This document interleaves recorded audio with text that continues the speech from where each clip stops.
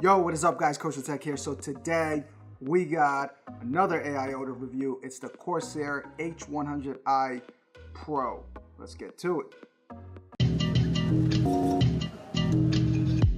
Alright you guys, so quickly, we get a bunch of mounting kits over here. Of course, it's compatible with AMD and Intel. Everything is in this packet. I'm not going to get into that in detail. Next, we got fans. Now, straight off the bat, nice thick fans. We could already see that, this is not, just give you guys my usual shot. As you guys can see, we got nice thick fans. We got no rubber mesh over here, just basically plastic. It might dampen out the sound. We gotta basically put them in just to hear them, just to see. Let's turn them other way. Now quickly, just give you guys a better shot right here. This is 12 volt, of course. Again, very standard 120 mil fan. We got, look at this. We got a non-braided wire, guys. Unfortunately, non-braided. Corsair slacking in that department. Non-braided wire. Now I know with the Deep Cool AIO, which I reviewed, I'm gonna throw it up there, as well as the, I think, Cooler Master. No, not the Cooler Master. Deep Cool is all braided. No, actually the Cooler Master was too, but unfortunately we don't got braided cables. But it is what it is. Of course, we got two fans, both 120 mil, but thicker fans. The Cooler Master fans that I reviewed, that the AIO reviewed, very thin, not really good quality fans. We're gonna pop this into just to hear it as well. Next, all right, so next we got the AIO, guys. As you can see, it's still in the plastic. All right, so got the plastic off. AIO time. Very sleek. Again, 120 mil. Very simple. Corsair branding. Let's flip it over. Corsair branding over here as well, as you guys can see. The hoses, nice braided hoses. They look pretty long, so if you got a long case, it will definitely fit. Look at this. Look at this. Pre-applied thermal paste, Cooler Master. Pre-applied thermal paste. Anyways, so yes, we get pre-applied thermal paste. Again, not braided. We have our pump header over here. We have our fan splitters over here to basically plug in the fans for the fans over here. And we could split it in this, the splitter over here. And we got the SATA power for the pump. Yes, you would need this to power up the pump. Now, actually, what's really, really cool, I am going to compare this to the H100i V2 cooler, guys, in a sec. But just show you guys, this is very, very cool. Look how easy it is, just to show you guys this way. Look at this. Easy to pop out, slide, and bam. I believe this is the standard Intel, yeah, this is the socket, the Intel socket, the AMD socket is in there, and that's it. It's removed. And now previously, I'm going to show you guys in the V2 how it was. It was a little more difficult to get rid of it, but that's it. Very simple. Now, I wish they didn't include an Intel or AMD basically socket. I wish it was just plain like this, and then you had a choice whether or not, and just to slide it in. Very simple, and voila. Out, and then just slide it in, pops right in, guys. That's that. Very, very simple. All right, so quickly, this is the Corsair V2 that I was referring to. They're very similar, I gotta say, but this is, you see, this socket was always difficult. Basically what Corsair wanted you to do is always to push it, as you guys can see on camera, and then twist it off. However, I had a few of these that basically were defective. What happened was this was screwed in a little too hard, so what I had to do is I had to unscrew the screws in order for me to remove this, because as hard as I was pressing it, it never came out, so that was very difficult.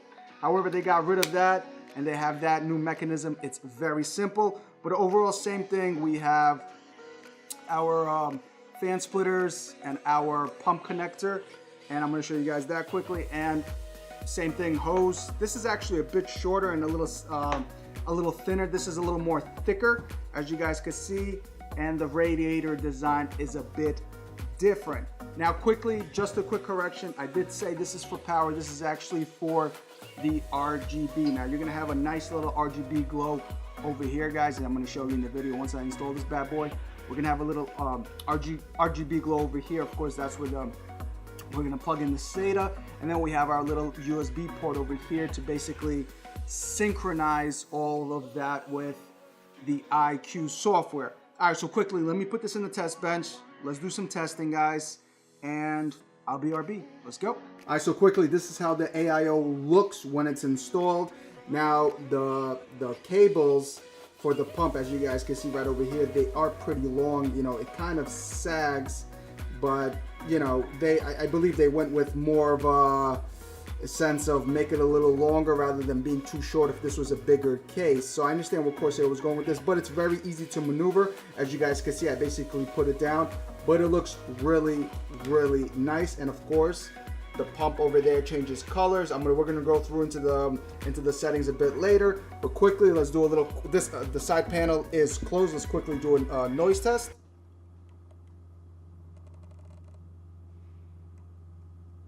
Again, these settings are at quiet, guys. Everything's at quiet, and it's really, really quiet. Quickly, let me just check out. Let me take out the side panel. All right, so quickly the glass is removed. Let's quickly put the mic in and let's check out how it sounds.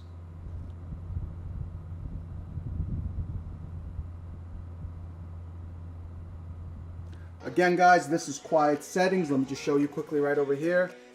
Everything is still set to quiet. Alright, so guys, so everything is installed. Let's check out the performance. Alright, so guys, so as always, we got everything. We got it overclocked to 4 gigs. Now the voltage here is incorrect. I don't know why, but I have it overclocked the voltage to 1.385 volts. Of course, it's an 1800X. Everything is going to be the description below what I'm using. Now we are running the stress test for now for an hour. The temperatures are sweet. We are here at 60 Celsius, of course, and as you guys could see, I have all the fan settings into quiet. All right, so quickly, let's play with the RGBs, but one quick gripe I have, as you guys could see, that wire, that USB wire, basically that connects all the way in the bottom to my USB header, that wire essentially controls the RGB settings for the pump. So as you guys unfortunately can see, it just does not look really good with the wire literally just sticking out like that. Personally, I would take it out. I don't care if it gets synced or not. It just doesn't look good. But regardless, let's quickly play with the software. Now, this is not a software review. I'm just going to quickly look at the software. So here we have a few presets. We have quiet, as you guys can see. Then we could put it to standard. Then I could put everything over here to basically balanced.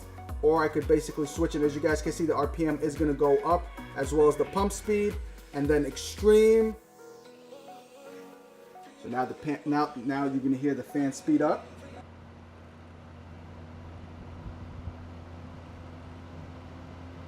Yeah, now they really went loud. That's pretty cool. Ooh, now they're going really loud. And then, or I could just put it 0. So now they're all going to turn off, basically. It's literally going to turn off to 0. That's pretty cool, but I'm going to leave it to quiet. All right, so quickly, let's play with the lighting setup. So quickly, we could do rainbow, we could do color shift, we could do a bunch of things. So if you have the Corsair light strips, it's going to be dope. So let's play color shift quickly. Check it out. The colors are going to shift. So we have purple, and then we have green, and then slowly all of the colors are shifting. All right, so guys, we back at it. It is conclusion time. So what do I think? Now, all right, quickly. For the price and for what this AIO offers, honestly, it's, in my opinion, a must buy. It usually always goes on sale on Amazon. You can buy it for $90, sometimes even at $80. It cools the CPU, excellent. Had no problems with any of the temperatures with the performance that I was receiving from this AIO. The fans are whisper quiet. As you guys saw, the performance is fantastic. I was really shocked, and it's nice that how on the software you could essentially, there's 3 different well 4 essentially, you could basically turn those fans off, which is absolutely amazing. So those presets really help a lot, and the performance for those presets, I was really shocked. It did really well, where it just really cooled the CPU, and you didn't even hear the fans, speeding up. As I mentioned on the Cooler Master, I'll throw a card. The fans were terrible. They were loud. There was a little motor sound. I didn't get none of that from the Corsair fans, as well as the deep cool fans. It's probably not the best in the sense of, we didn't get the braid, the sleeving on none of the wires of the pump wire, the SATA wire, as well as the fan wires. None of them were sleeved, but that's the route Corsair chose. But overall, for performance, it's fantastic, and especially where it is right now for the pricing around. I think right now it retails for $100, but you get, like I said, you guys could get it for like $80 to $90. Also, a big thing they fixed was essentially the socket. As I mentioned, guys, on the old Corsairs, the 100, the 100s and the V2s and all those, the socket was really hard to remove. Here, it's really easy to magnetically just snap it off and basically snap it on. Also, in a sense, it was very minimalistic. There was not a lot of wires.